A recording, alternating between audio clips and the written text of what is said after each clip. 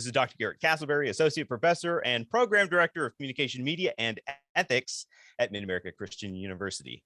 I'm here with a special interviewee as part of our interviewing series for COM 4603, Creating Social Media Presence and Cultural Movements.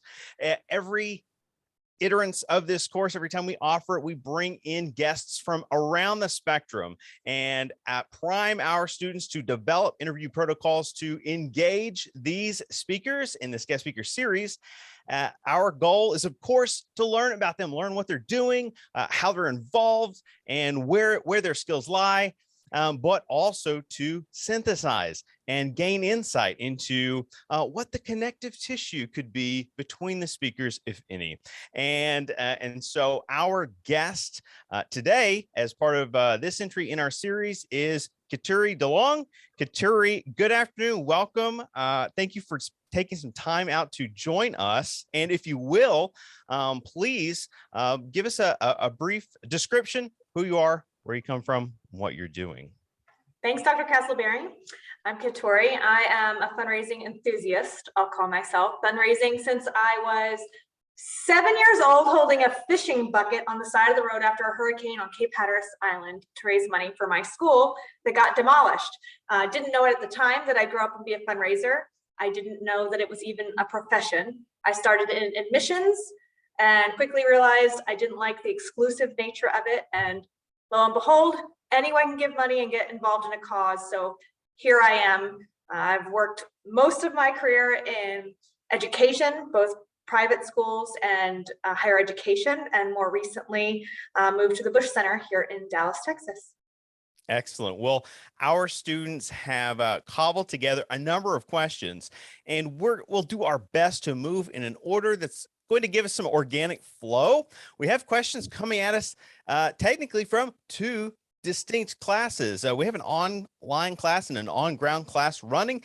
Previously, these students have not overlapped. Their universes have not converged, but as we're learning, the multiverse does exist. And so we are going to split screens and jump around and hear from our students, allow their questions to drive our conversation points. And so looking at my notes this week, I want us to start off by hearing from Amber, and I'm going to queue up her questions. If I got the right link here, it's on one of these feeds. Here we go. All right. Amber is going to kick us off, and I know we are going to try to stick to a tight window today. We have things on deck, so let's get started. Hello and welcome.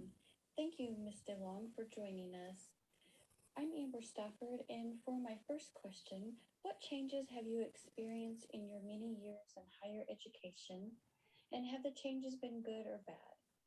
For my next question, can you explain more about your position as the Director of Annual Giving? And I just want to say thank you for taking your time out and joining us for this interview. I look forward to hearing your responses. All right. We'll try not Thank to you, load Amber. too many questions at a time, but There have been, can I go ahead, Dr. Castleberry? absolutely. I'm sorry about that. Great question, Amber. There's been a ton of changes in higher education, both good and bad.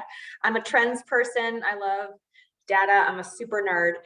One of the most alarming trends I've seen lately is a decline in public trust of several of America's institutions. Now, this is North America focused data, but we are seeing decline in trust in government, charities, nonprofits, and education, and an increasing trust in business, which is interesting. So that impact on higher education and fundraising for nonprofits is a challenging trend.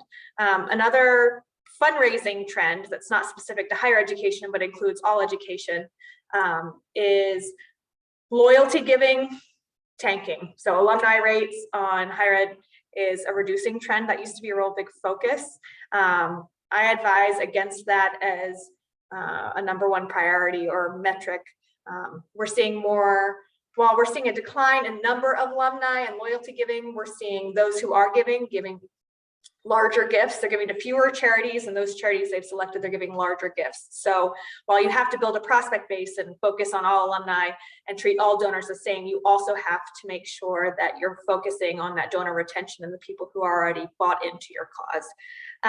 And then I think some general higher ed administrative things have been changing. Before I was here, I was the vice president for philanthropy and engagement at Texas A&M University in Commerce, Texas. And what we saw a lot of was enrollment challenges. I mean, the competition is tough for higher education, and we're approaching kind of a cliff in graduation rates and number of students going to college. So there's a lot of focus there, a lot of conversation there, as well as increase in the cost of education. And I was always in public higher education, and in Texas, the defunding of higher education is very significant. So there's, as a business model, that's shifting and changing and a challenge. And for my position, I was the director of annual giving, I feel like in a former lifetime. Right now, I am at the Bush Center as a frontline major gifts fundraiser, but everything I learned, I started in annual giving and understanding that cycle and how you bring a donor in, kind of like on a first date to the annual fund, and then you build them and work with them until they give for a lifetime. So I learned everything I know from that time in annual giving. Well, we have a number of inquiries about your current role. So let's continue to hear from our students, because they're absolutely going to tee us up for some response here. Let's hear from Maria next. Hello, Mr. Long. My name is Maria Messer, and I'm a student here at Mid-America Christian University.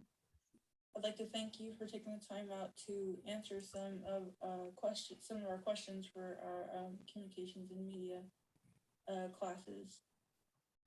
For my first question for you, it's being a director of development for the George W. Bush Presidential Center is an important position and job to take on.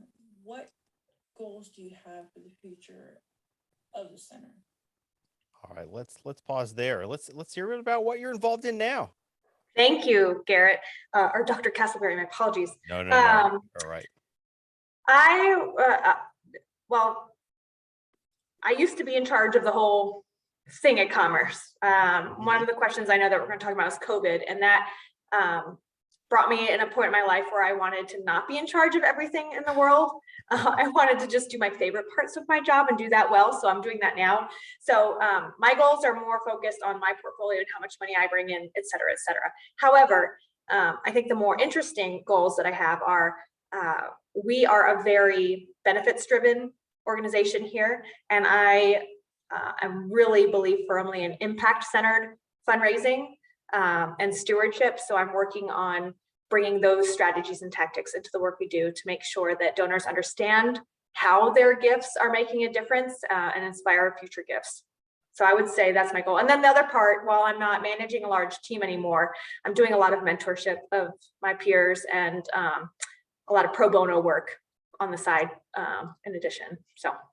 Awesome. Now, while I know Maria has some other questions that I do want to get to, there's a natural break here where I want to shift over to a parallel question. It's really a functional follow-up to what Maria's saying, and I want to hear from Brittany in this instance. So let's hear from Brittany first. Hello, Brittany Johnson here at Mid-America Christian University, COM 4603, creating social media presence and cultural movements. Thank you for taking the time to address our questions. My first question is kind of a two-part question. How do you collaborate effectively with the broader community? And what kind of system have you adopted to build relationships and seek out people? Secondly, as a director of development, what type of research is conducted before approaching potential prospects? Great questions, Brittany. I think effective collaboration is critical. I think that getting as many stakeholders at the table as possible with as many perspectives as possible. I think groupthink can be a very dangerous thing. So we have to make sure we're being proactive about making sure we think all the way through the problem. So on a team, you want people who are on the front lines as well as decision makers who understand kind of the broader impacts. You want everyone in between so that as you're developing a plan, or strategy, you really have a well-informed strategy. And then all different, areas of an organization, internal, external, like just being proactive about identifying all the ways that this decision or this collaboration makes an impact, and getting those people there. And I think you have to build genuine relationships to do that, and build a place of trust so that people can give their honest feedback, because people just sitting around a table feeling like they check a box doesn't do anything. You really have got to create a space where that is safe. And there are interesting digital ways to do that, as well as in-person ways to moderate a discussion. So the moderation and implementation of that group is just as important as getting the people there. And you asked about a system to develop relationships. I think that it is critical to always lead with curiosity. When you're genuinely curious about people and perspectives, that comes through non-verbally, it comes through with what you say, it comes through with your approach, but you've got to start with that curiosity to build those genuine relationships, and maintain them with feedback, follow-up, and showing how important it is. And then what kind of research is done before a meeting? It depends on the meeting. There is so much research available to fundraisers like me. I mean, I know if you have a lien on your house, I know where you've given, I know how you're registered politically. I know about all your properties. Some of the people with the most wealth are the best at hiding it. So I know where you live, I know what your house looks like.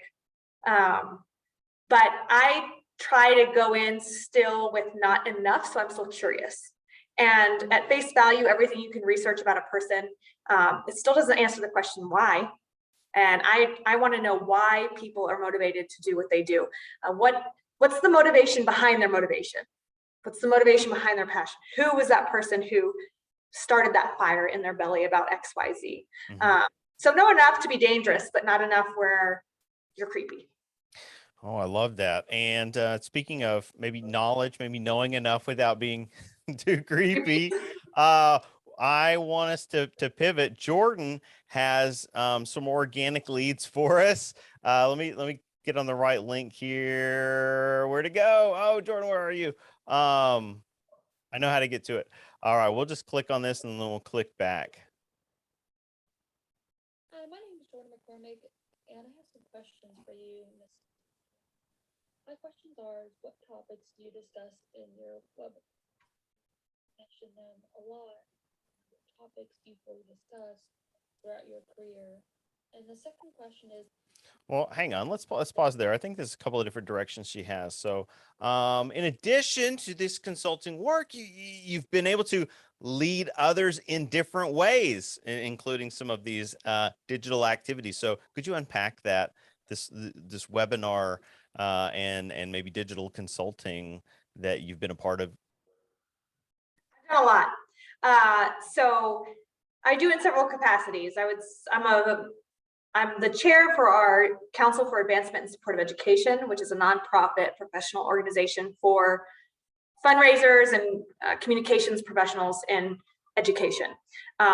So I've led a team of volunteers and an organization through a tremendous transition during COVID, and through some organizational change with CASE globally. So I've done a lot within that group, both leading our cabinet / board, and also some of the meetings associated with that, as well as trainings. And then I've consulted for 2 different firms, one Annual Giving Network and one Paradigm Advancement Group. AGN, Annual Giving Network, has been doing webinars before it was cool to do webinars. And so I was on, I've been with them almost 10 years, I think, giving webinars, and I've done every topic under the sun. And those are pretty traditional webinars where it's I'm not even on screen, I'm on the phone. So there's a lot to being engaging there and having interaction with the moderator.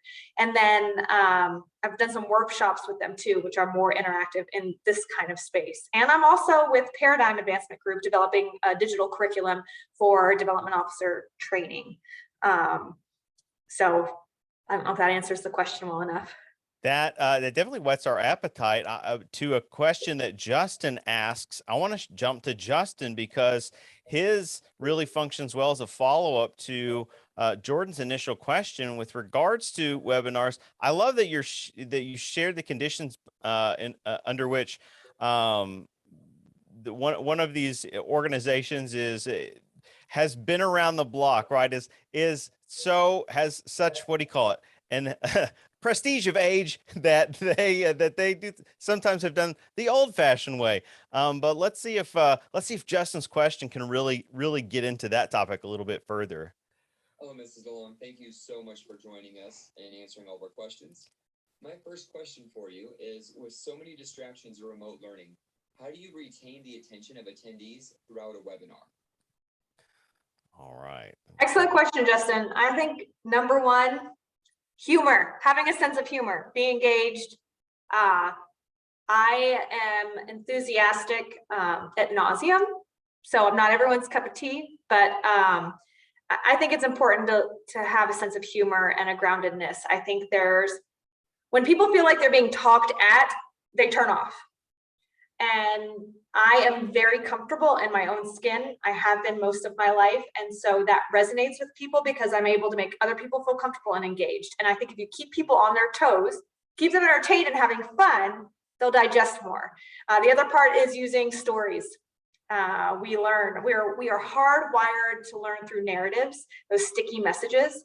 So I think that's really important to take theory and apply it to an example or a story, something people can attach themselves to. And I prefer the workshop format. I've done a lot of webinars where I just talk I stand by myself in a room and I talk into a telephone at nothing.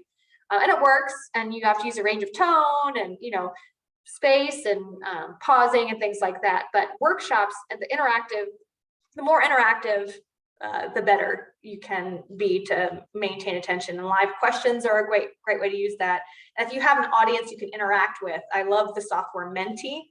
That is something where you can, load questions and people can answer, but their names aren't tied to it. So there's a sense of anonymity, and more than anonymity brings is an equalizer when it comes to a group discussion. I think when we're face to face and different people share different feedback, it's received with a filter, right? But if we're in a webinar or workshop or on a team building exercise and everyone's answers are at the same level and they don't know who they're tied to, that's a really interesting way to break up the traditional hierarchy of an organization or group or class.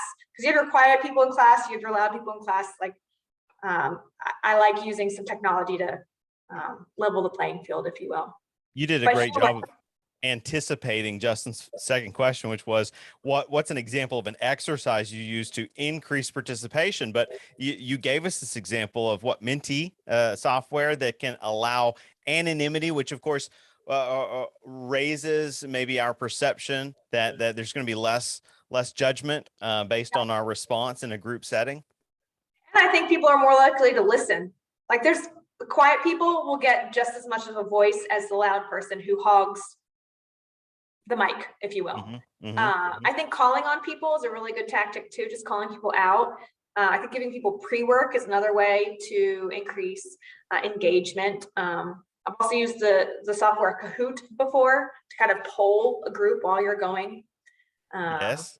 And also I think the other part is get comfortable with silence. If you're the moderator, you have to be comfortable waiting and providing space for the people who need a moment to process or get the courage to speak to do so. A follow-up that comes to my mind when you mention that classical philosophy of be patient, right, in the moment, give people time to process and respond. I wonder about in real time all the time how it rubs up against what we're seeing now, which is, at least in certain live classroom settings, diminished attention spans among adults. And we can't scapegoat young people any longer for that. I see it across demographies now. And I wonder what tactics and techniques we apply to counter the increase, right, in those diminished attention spans. I definitely think that's something people are chasing, and thus there's probably going to be some webinar needs for helping answer those kinds of problems. I think if you set expectations up front that you'll call on people and warn them and keep them on their toes, that that really helps. And set the framework that like cameras on, that kind of thing. You have to build the culture you want. And I'm a big Brene Brown fan. I think clear is kind. So set up those expectations. This is how we can, you don't want to shame someone or embarrassing them, but you can say, I will be calling on people. I will be doing this, and just create the culture you want to create that framework, that trust. Oh, I like that. So bringing leadership into the webinar space. Well, this is a perfect tie into a question from Lauren, actually. And I want to back out. Hopefully there'll be time. I might pop back into Justin in a little bit, but I want to make sure we can fit everyone in at least once. Lauren Clay is here with some questions, and this is going to fit right in line with the thread we've been building. Ms. DeLong, thank you so much for being here with us today and for taking time to do this interview and answer our questions. I'm really looking forward to hearing what you have to share. I would like to jump in with my first question and just asking you, in what ways have you seen cold calls, donor relations, digital workshops, and other forms of communication help shape the person that you are today, as well as help shape your career opportunities? Now, the first part of the question was how did those things shape me? Like being involved in those things? Was that the question from Lauren? Yes, I think so. And right, how do they shape you, but also shape new opportunities that come your way? I think with cold calls in particular, I think that's a job that a lot of college students can have while they're a student. I think it's really important to understand the experience from the front lines up. I actually started my development career as a volunteer because I wanted to shift from admissions and I didn't have the experience. So I did all the grunt work. And then I started annual giving. So doing those collections calls, all of that, it's given me the understanding of the comprehensive whole, so that when I did become vice president, I understood every part of the puzzle to put together. So I think it was really critical for me to start in a small shop where I could see how all the pieces fit together. Sometimes in the big shops, people get so niche focused, and you often see a lot of people come from major giving to VP roles because they're comfortable with the donors, the front line. But it's really important to understand how it all intersects. That's how you can create the science behind fundraising. So I think for me, doing that donor relations work, all the kind of technical things, all of the annual giving, all the cold calling has helped me be a comprehensive fundraiser. Now, my favorite part is the major gift work, and that's what I'm doing full time now at the Bush Center. But I couldn't put away my, kind of science geek, math geek, big picture person. So that's why I consult too. So I can help organizations at that big picture level. But if I hadn't done all of those pieces and had significant roles in all of them, I wouldn't be able to counsel my clients through change, through all different things. So it's been fun. It's been rewarding. I enjoy it. So now I get to do just my favorite parts and none of the parts I didn't like before. Well, since we're talking about you and your passions, we have a very appropriate question here lined up from Gabby. Gabrielle has a question, and I have it ready to go. Good afternoon. This is Gabby from Mid-America Christian University, and my interview question for this week is, what sparked your passion for your career? That is a good question, Gabriella. Oh, Gabriella, Gabby. Gabby. Gabby. I have a name. My name's Keturi, so I've been butchered a million times, so I understand. I'm sorry, Gabby. Give us there's probably people watching right now, and they're so anxiety driven based on anytime we see a name we don't quite know. Where do you like to put the emphases on the syllables in your name? I like the emphasis on Keturi. Keturi. But honestly, I don't even notice when people say it wrong. True fact, I've spelled my own name wrong on the SATs and the ACTs. Oh, both. 2 different ways. You'll never meet another person. I'm a creative speller, even with my own name, but it's a tough name to spell, so give me a break. So Gabby, my passion, I never remember wanting to make a lot of money. I always knew I wanted to make a difference. I love people. I am insatiably curious. I love understanding what drives people, and I love doing good. So philanthropy is a space where I can do all of those things. Very good. I wanted to be a surgeon or a gastroenterologist, but then I didn't want to be in fluorescent lights all day. I want to be with people. So, and preferably this part of a person. So. Yeah, okay. let's flip the script. Now we've talked about the spark within. Let's go a little bit deeper. I want to hear from Elle in this moment. Thanks, Elle. So my first question is, what is your greatest weakness and how do you manage it? Whoa. Well, I just said I'm a creative speller. I do a lot of written correspondence. And Names so, on forms. Yes, I write thank you notes every single day, and I actually pre-write my thank you notes in Word so that I can spell everything correctly. So I learned to manage that. So creative speller is one of them.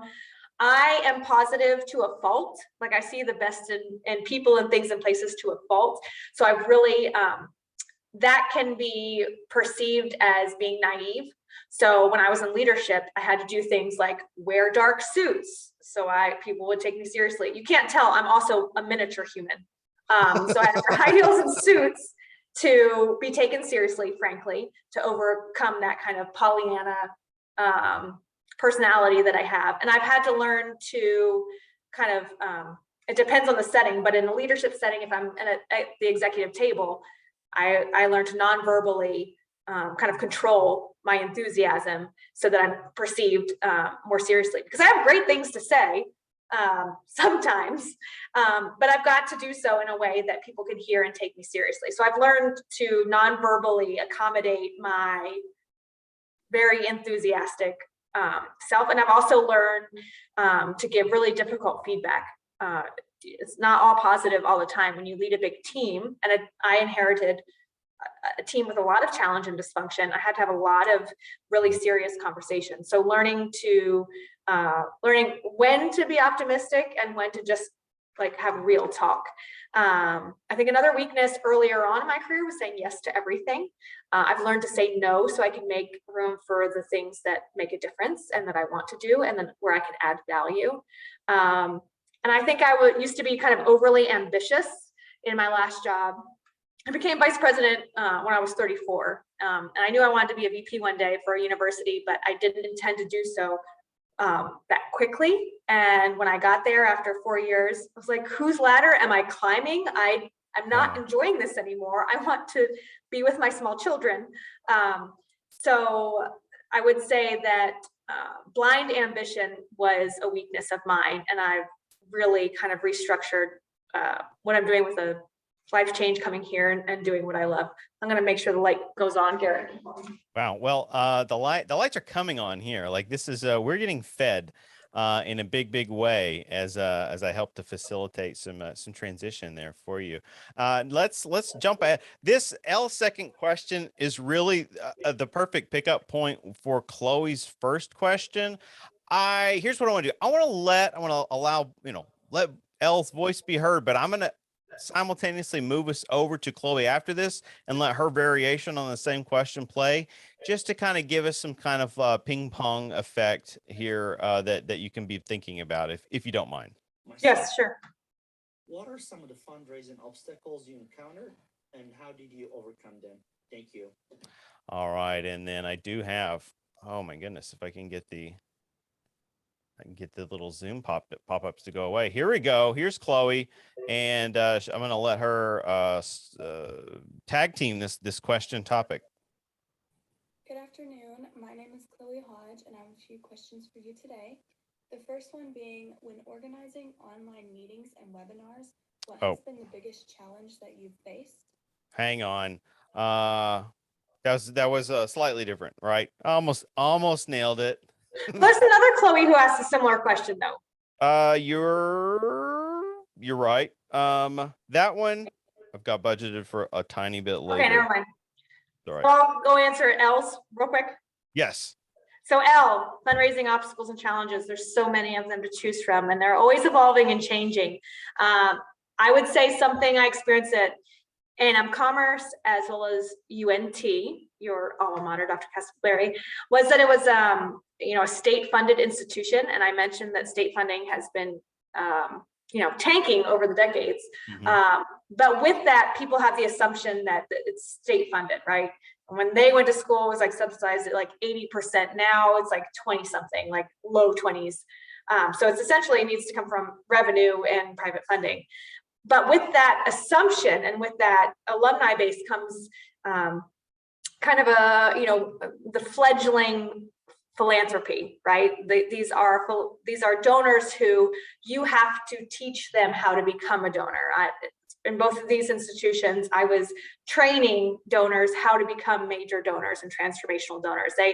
You have to show them gift vehicles that are ways like, please no, don't write that check. Please transfer that appreciated stock. Or have you decided what you're going to do with your required minimum distribution this year? That's a far more advantageous way for you to give. And just, you have to do the training of the giving. On the other end of the spectrum, at the Hockaday School, for example, and where I am now at the Bush Center, we work with donors who have, oftentimes a legacy of philanthropy in their family. It's part of, doing good for the greater good is a part of who they are, the fabric of their family tradition. So they're more seasoned philanthropists. But with that comes an assumption from some people like, Hockaday, you don't need my money, or the Bush Center, you've got, like, look at this building, you don't need my funds. So in that situation, building a case for support and the potential impact that their gift can do, kind of painting the picture of what could be with their support is critical. I would say a third thing would be COVID was a huge fundraising challenge. Just fundraising and major gifts is a very face-to-face, in-person process. And so on a dime, we had to really switch all of our tactics, our metrics, and how we measure what we do in terms of legwork, number of meetings, and things like that. So that was a really fun challenge to do. And I think most common obstacle in fundraising is when someone says no. So understanding, what are they saying no to? Are they saying no to the mission, the specific philanthropic opportunity? Are they saying no to the timing, or is it the amount? Kind of overcoming that obstacle, I think, is critical. Other fundraising obstacles, management. Having been the management before, it's always an issue. Sometimes you have great leadership, and I'm thankful here. I'll retire here because it's the best leadership I've ever been a part of, honestly. Oh, wow. But sometimes, Spoiler alert. Yeah, spoiler alert, gonna be here forever. Sometimes people get too caught up on the metrics, and they craft a strategy around like the metrics or budget instead of vice versa. I think it's really important to just focus on each specific donor, and in major gifts anyway, and their progression towards their next gift, and do the right thing regardless of kind of unrealistic metrics or something that a manager might put on you, and having those conversations about why you're doing what you're doing. Another challenge that I think is getting more and more visibility is when your donors who are etched in stone on your campus or place of your nonprofit have done things in the public that raise eyebrows.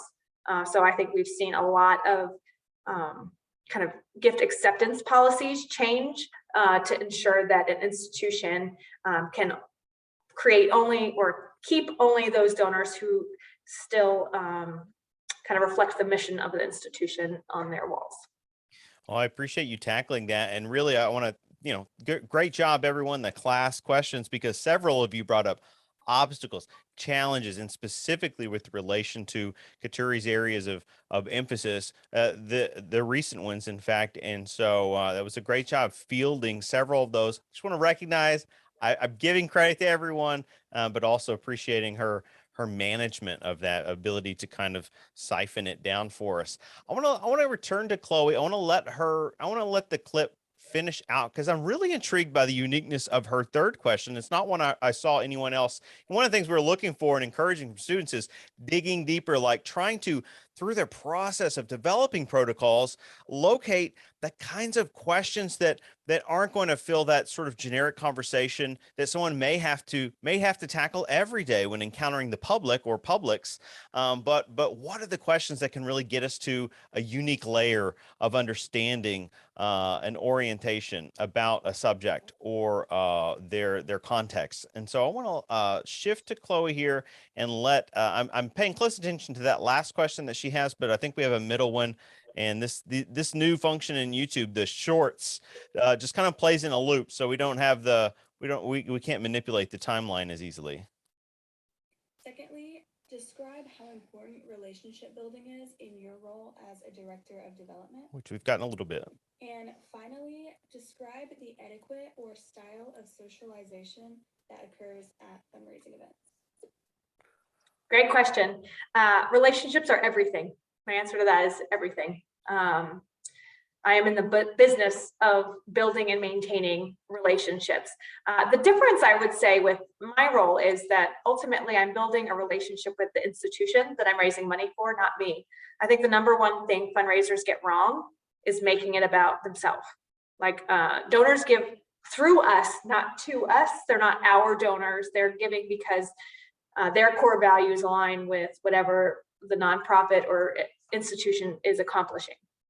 So the relationship's critical, but they always have to be aligned with the organization, not just yourself. I mean, there's a personal element to it, and based on what organization you're a part of, it may be more personal than others. For example, when I was at A&M Commerce, like if I didn't start a conversation updating Janice about how Airlie's reading level is doing, which is my daughter, in her class, I wouldn't have the conversation, right? Where there's other organizations I've been a part of where people didn't even know I had children.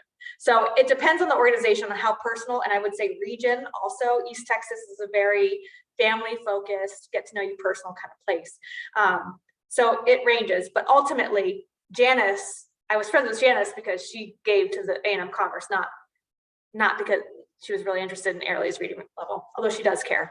Anyway, moving on from Janice, the second part of the question on the etiquette is interesting. And it, again, depends, talking about the difference between institutions. So an event at A&M Commerce was very different than an event at the Bush Center. So an event at A&M Commerce, and I'll take event broadly. So we would have, I'll include a one-on-one donor meeting as an event too. I remember showing up to someone's ranch in yellow stiletto heels at A&M Commerce early in my tenure there, and I still get made fun of. I thought it was a luncheon hosted at their ranch, not like on their working farm. So there's that. People would show up to dinner gala events in denim and actual cowboy boots and actual cowboy hats. The thing with the bolero, whatever it's called, those Cowboy tie, yeah. Yes, the bolero, sure. yeah. That clearly I'm not from East Texas, but I learned a lot. We would start our meetings and events with prayer. And for a state institution, that's rare. I've never experienced that before. Moved to my new role at the Bush Center. Here's an easy way to sum it up. After our string of holiday parties that we had, where we're hosting our donors, just the whole cocktail hour and everything, my Instagram got very confused and started marketing me for insurance for my yacht. So that's what hanging around with billionaires for several days in a row will do. That's the odd, good conversation. Dear Instagram, I'm the help, so a little different. But no matter the setting and where you are, your conduct as a fundraiser is the same. It's not about you. You ask questions and you listen to the donor and you learn. You don't talk about yourself. You don't have a spiel to pitch. You're asking and learning in every situation. And then you're making connections between people at the party, right? Oh, you need to know so-and-so, both of you have fun, So at the heart of what we do is different. How many zeros are behind a gift and where they buy their clothes may be different, but it's the same etiquette of service above self and listen to the donor, don't get yakking.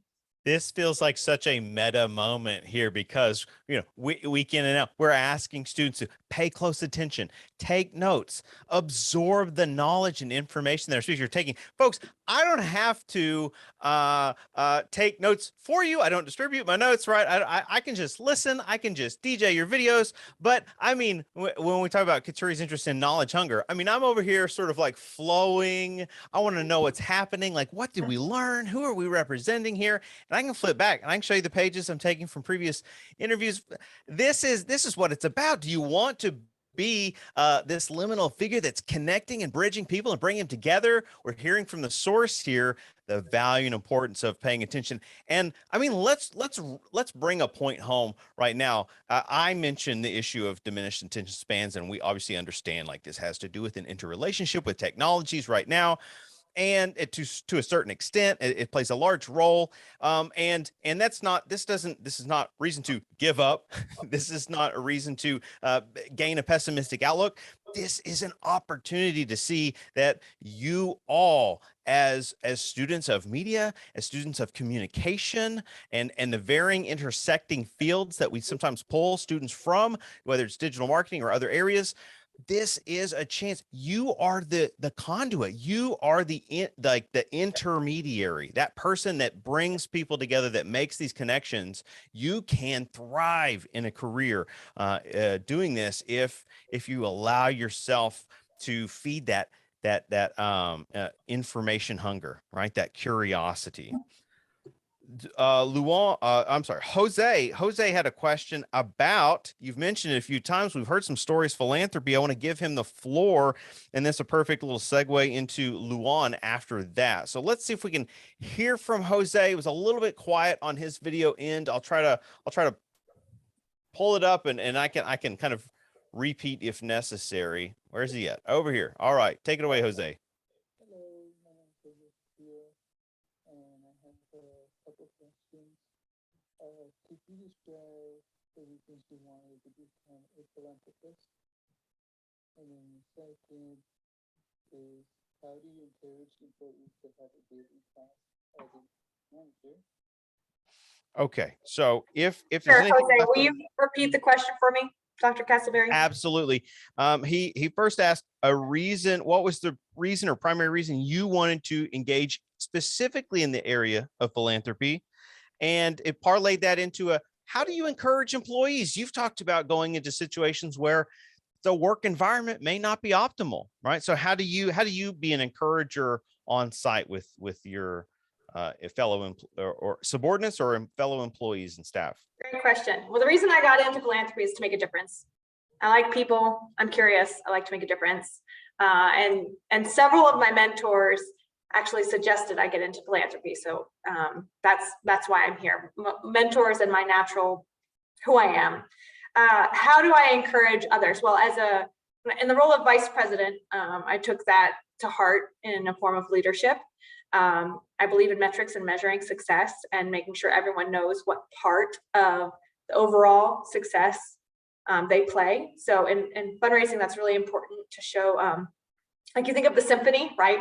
You have the loud drums, you have the loud instruments, and then you have these smaller, like lighter sounds. And your job is to make sure everyone understands that everyone has a critical role in that symphony, and that starts with a strategic plan. It starts with how you structure your meetings, et cetera. So I think giving voice and a platform to everyone on a team is important. I think in my role now, since I'm not in charge of the shop and I work in a place that has a very good culture, I like to just make sure I know people personally, and I always offer help. So we have a big event coming up next week. There's a couple people on the front lines, and I'm always seeing, like, do you want me to pick up lunch for you? Or how can I help you with this? Or just how are you doing? Or write little notes. I'm like a love note person. I hide notes or do things anonymously for people. I think that's really important. Kind of that collegial support is critical.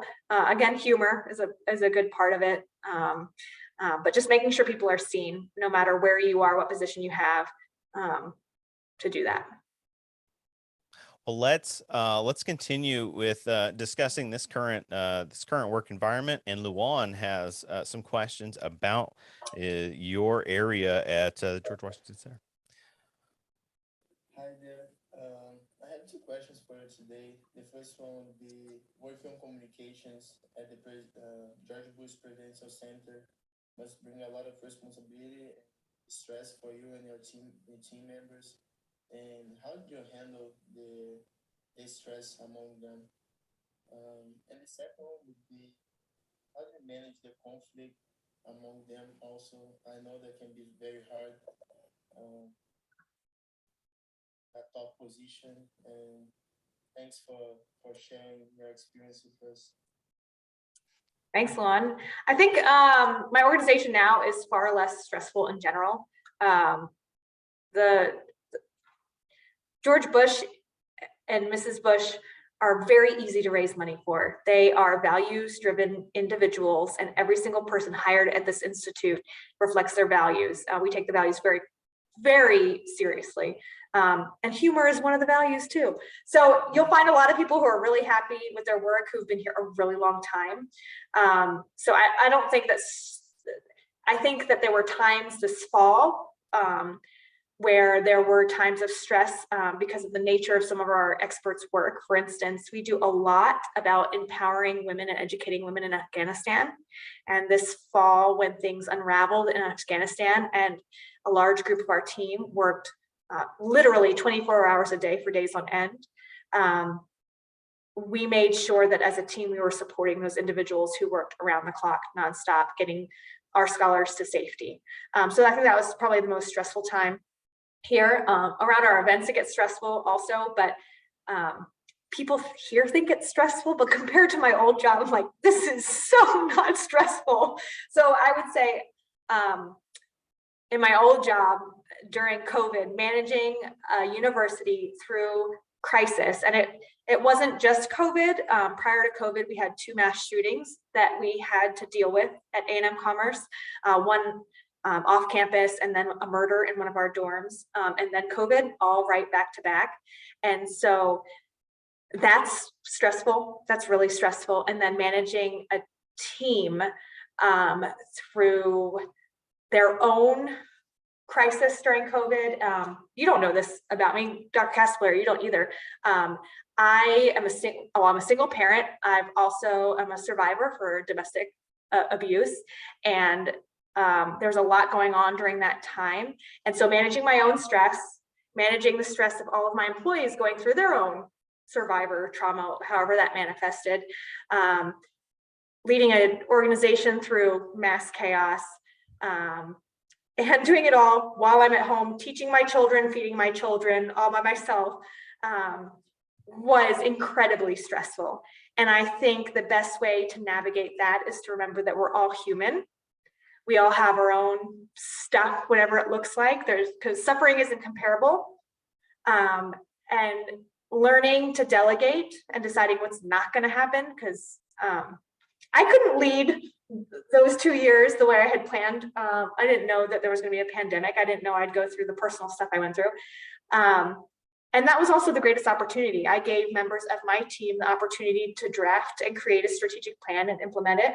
I went through crazy amount of budget cuts. That was like a fun thing to do. And still our numbers, we beat all our fundraising goals historically at the university. So in times of great stress, people can come together. And I have a lot of bonds with those people that I'll have for a lifetime because I approached it with compassion. Did I screw up and make a lot of mistakes? Absolutely. But that also made me more human as a leader. So I think being transparent that we're all human, all going through something together really helps in any stressful situation. But you have to be careful. The other thing I learned, I'm overly trusting. And I was transparent with some people who were on my team that I probably shouldn't have been. And I didn't realize that until later. Some people will use information against you. And that is a sad, sad thing that actually persists. I wouldn't do anything differently, but I was probably more naive than I should have been going into it.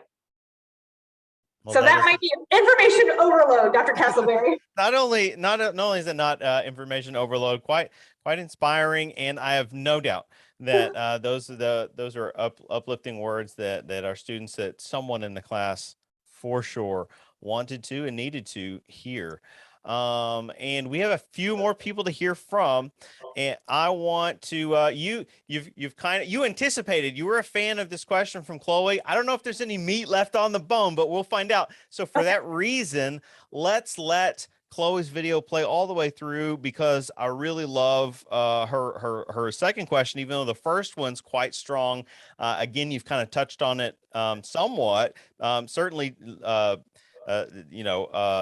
teased our interest on this end, but let's hear from Chloe right now. All right, my name is Chloe Mitchell, and I have a couple questions. So first off, I would like to know how COVID affected your everyday life, your career, your position, just in the long run. What did COVID, what impact did it have on your work life? And secondly, what advice would you give to someone about to graduate college and start their career? Is there anything you wish you could go back and tell yourself as you're about to enter the workplace? And thank you. Good question, Chloe. Some days, more often than I have to admit, during COVID, I would be in my closet, locked myself in, on a Zoom, muted with my camera hidden, crying while my children are banging on the closet door. That did happen quite a bit.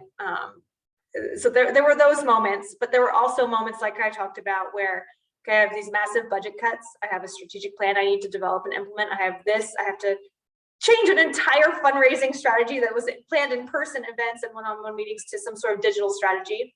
So I use it as great opportunity for innovation. By nature, I'm someone who's very comfortable with change. And so I kind of thrive in that environment. And I was managing a team full of people, half of which, in any situation aren't comfortable with change. So learning to put people in the right seats on the bus and given the opportunity to develop mastery over whatever their area of interest is really important. And I did that. That was survival through COVID. So learning to delegate, creative and innovative thinking and strategies. And it's important to note that I wasn't just the VP at Commerce. I was also the chair for CASE I mentioned. So I was leading, 30 volunteers through a strategic reorganization of an entire global entity and doing so digitally. So it was, people are a part of CASE because it's fun. And we took all the fun out of CASE and no in-person and just had digital engagement. So it was really challenging, but it was also fun. But I think more than anything, you kind of hinted at beyond just career impact. COVID kind of shook off all the dust and the rubble and illuminated my most pressing priorities in my life. And it was the start, and in that shakeup, true colors you can tell come out, I think, in COVID. And you know who your people are and you know who your people aren't.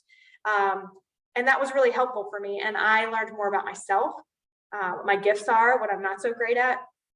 And I wasn't willing to go back to the in-person nights and weekends and 24/7 nature of my job. I'm a single parent of two amazing children, and I wanted more for them and more time with them. So I really, COVID helped me realize, as I alluded to earlier, whose ladder am I climbing? How did I get up here? Why am I up here? I don't want to be up here anymore. This is not fun anymore. Why don't I do something I enjoy? Why don't I create the job and world that I want to do? And so that's how I transitioned into the two jobs I have now.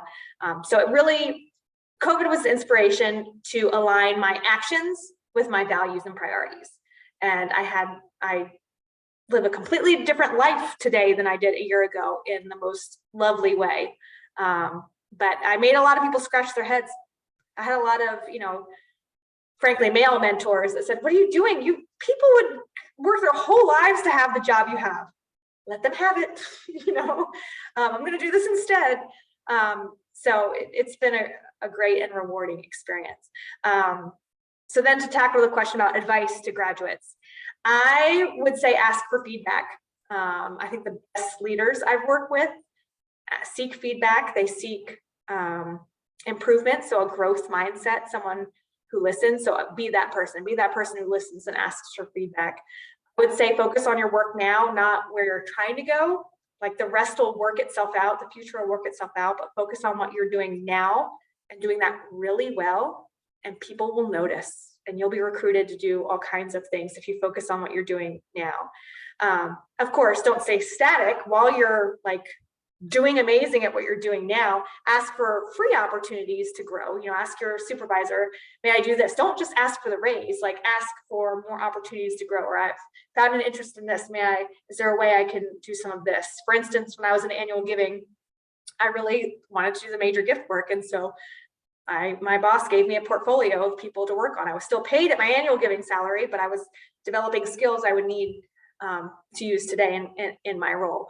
So ask for opportunities, not necessarily just salaries. I think having managed a lot of people for a long time now, there's a sense of entitlement that I see, and that's really frustrating when people want the money first and then the action. No, prove yourself, and then you'll then ask. So you have a quantifiable, here's how I've increased, here's my ROI basically for your organization.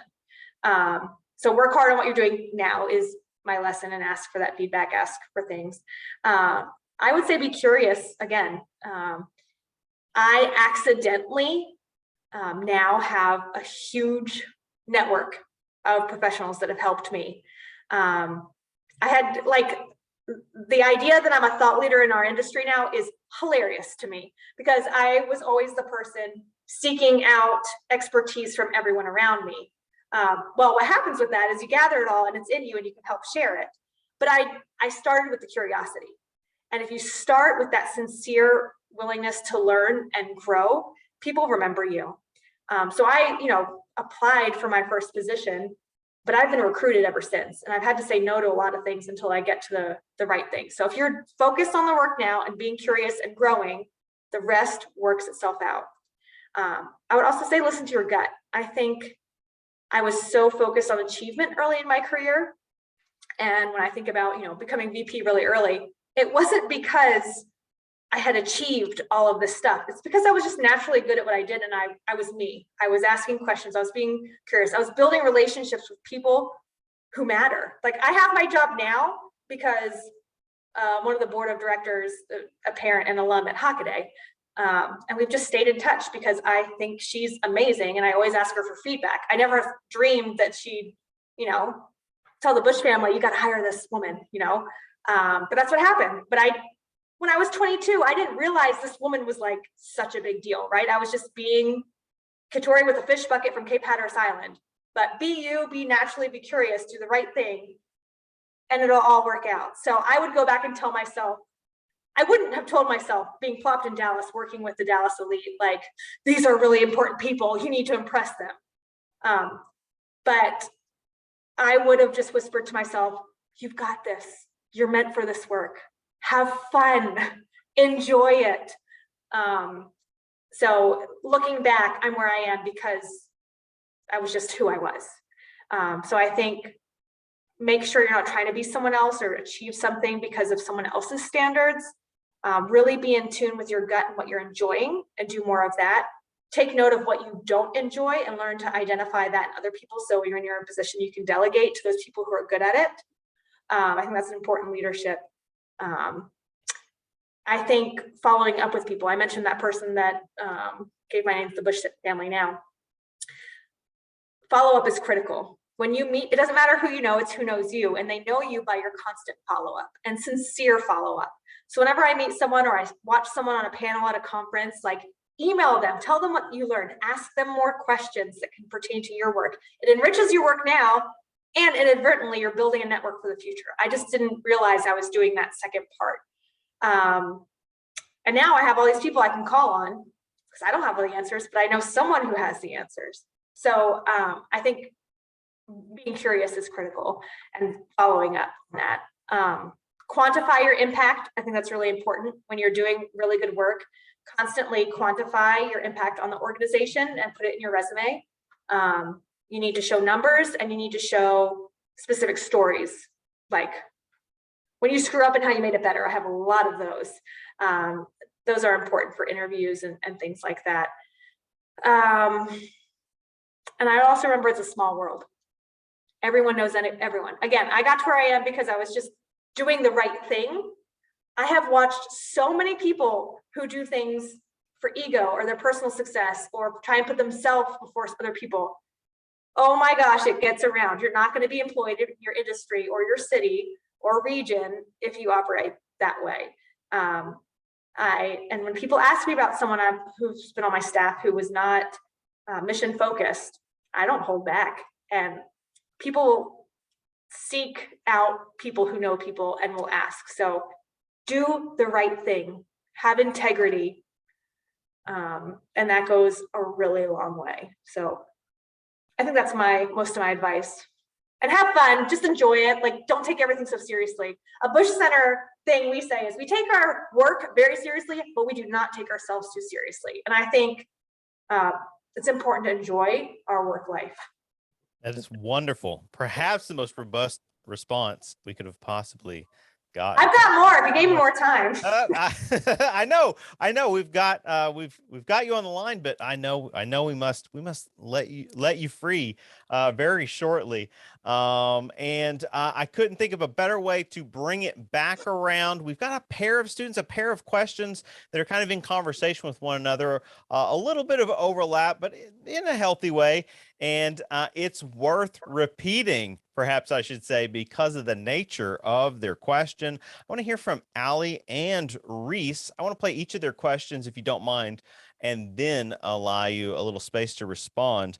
But they have a question that is, I know, and we know from the past, on folks' mind, right? It has its foothold in many of our heads. So let's hear from Allie first. So my name is Allie, and for my two questions that I have for you, one of the things that I have is, what is one thing that you learned in your degree that helped you prepare for your future jobs and career choices?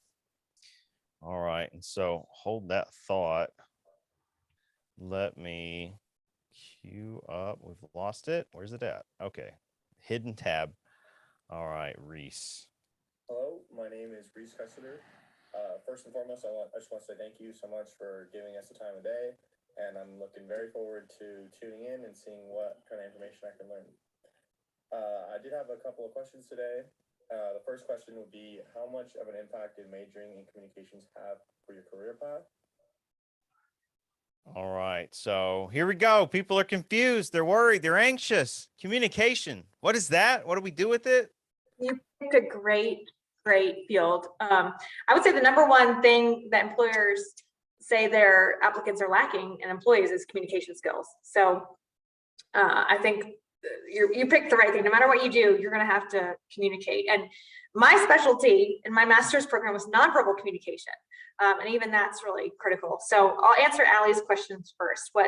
What's the number one thing I learned in my communications degree that helped me with my jobs? I would say my capstone class in my undergrad taught me the value of an informational interview, and that's critical. I have been doing informational interviews ever since, where you just reach out to someone. I'd love to pick your brain, learn more about your field of expertise, come prepared with questions, follow up.